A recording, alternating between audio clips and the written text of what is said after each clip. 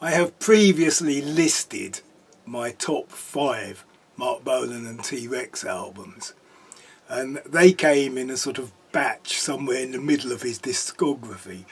So I'm now going to rank the remaining ones, some of which came before my top 5 and some came after my top 5.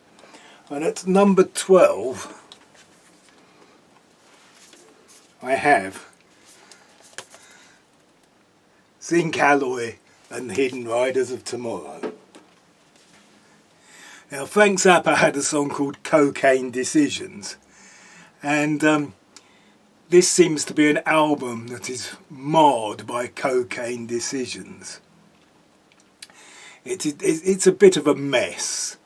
I mean, it's not awful, but it is a bit of a mess, and it broke up his partnership with Tony Visconti, which could not have been a good thing to have happened.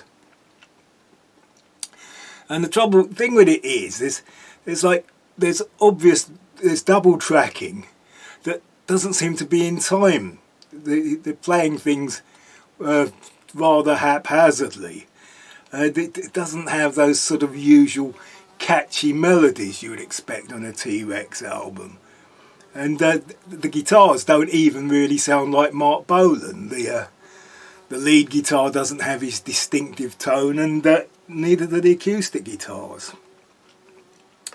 However, it does have Whatever Happened to the Teenage Dream, where I think the chaos works in its favour.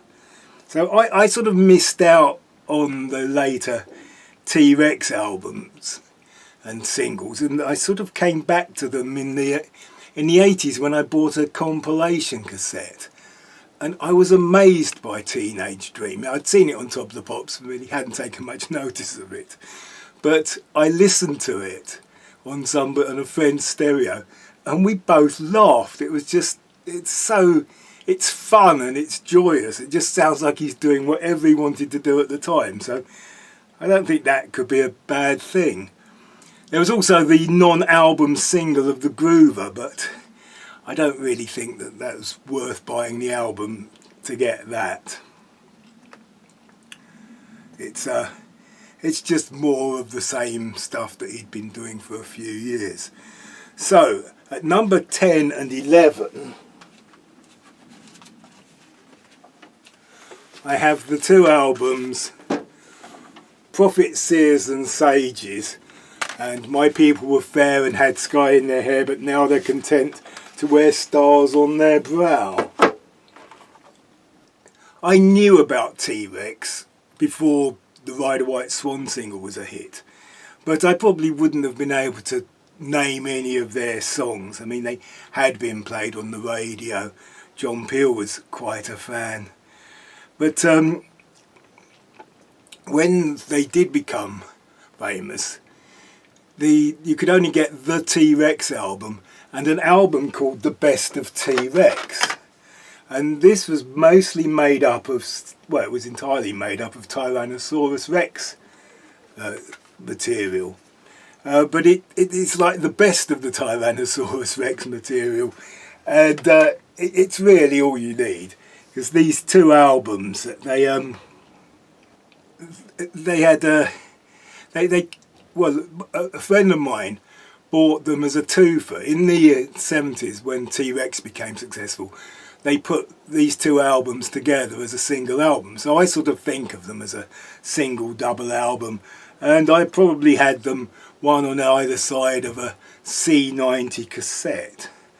And they got some good catchy tracks on the 2 albums, but you can get a bit tired. It's just acoustic guitar, voices and bongos. And there's that strange, idiosyncratic, unintelligible vocal styling that Marc Bolan had at the time.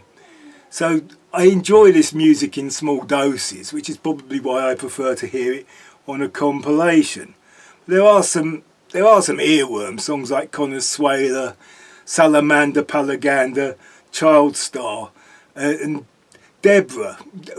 Deborah is a good song, but the version on the album is made a bit tiresome by the fact that they added a backwards version on it. It's probably the album was running a bit short. I don't know. Deborah was a minor hit at the time, but became a much bigger hit in the 70s after T.Rex was successful. And they should have included the single 1 Inch Rock, which was another minor hit. And you can get these on as bonus tracks, but you'll find them on most compilation albums. In fact, I've got a compilation. This is a Music for Pleasure compilation, which has a lot of the tracks that were on the Best of T.Rex, along with Ride a White Swan, and that would have only cost £1. So that probably only cost me £1 when I bought it at the record fair at the Arts Centre recently. And the topic matter on these songs, it tends to all be about fairies and folklore. And there's a story read by John Peel, and all my life I've remembered the phrase, "Mole was on a marigold come down." At my school, we all read Wind in the Willows in class, but the teachers would always skip the chapter, The Piper at the Gates of Dawn. But once, while collecting jumble with the Scouts, we found a promotional pamphlet made by the Beatles' Apple Records to promote Hey Jude and Revolution. And amongst all the humorous articles was a chapter from Piper at the Gates of Dawn from Wind in the Willows. And obviously we read it because it seemed we were not supposed to. And it made that kind of thing all the more exciting. And Pink Floyd were obviously in on it as well. So next I have Bolan's Zip Gun. Now this gets a lot of criticism, but I actually like the soul backing vocals. And backing vocals were always a big part of the T.Rex sound, back when they used to use Flo and Eddie. This album does have some rather odd mixing choices though. The rhythm instruments seem to be very high in the mix, with not a lot of drums. I think Light of Love is a pretty good single, and I much prefer it to The Groover. And I also really like the song Precious Star, which has a simple progression and minimal lyrics, just like a lot of T.Rex's best songs. Also quite like Token of My Love, which has a kind of slow but status quo boogie that would usually put me off. But this one has some really nice barrel house piano and also some backing vocals that really add to it. Till Dawn is another song that is everything you would want from a T.Rex song. It has a slinky vocal, an earworm melody, just the right amount of funk and some excellent backing vocals. And it also has that deep parping sax that pushes the beat, just like the classics Get It On and Telegram Sam. Zip Gun Boogie is quite a fun song. It has a great riff, which may however have been weakened by having too many instruments play it at the same time. At number 8 I have Futuristic Dragon, which possibly could have come higher on my list. I bought it recently, and it does actually seem to have a T.Rex feel that was rather lacking in the one album that came before it and the one that came after it. It has the song New York City. Now, after Jeepster, I sort of lost a bit of interest in T.Rex's singles. They would always disappoint me at first, and then I'd sort of come round to them. And I thought New York City was too simple a lyric, even for Marc Bolan. But now, I mean, in this post-Ramones world, I actually think it's genius. People complained that Mark was trying too many styles on the later albums, like soul and disco. But I think this makes it all sound a bit more ahead of its time. It is in places quite power popish. The song Jupiter Liar, for example, which has this pumping organ. Well, the songs are not that different from Bolan's Zip Gun, but the production is much more even.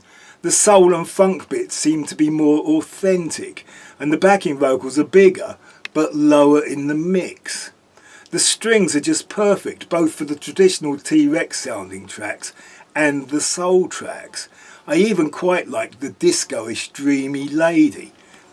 And yes, I bought this fairly recently, and I just keep going back to it. So next I have Dandy in the Underworld.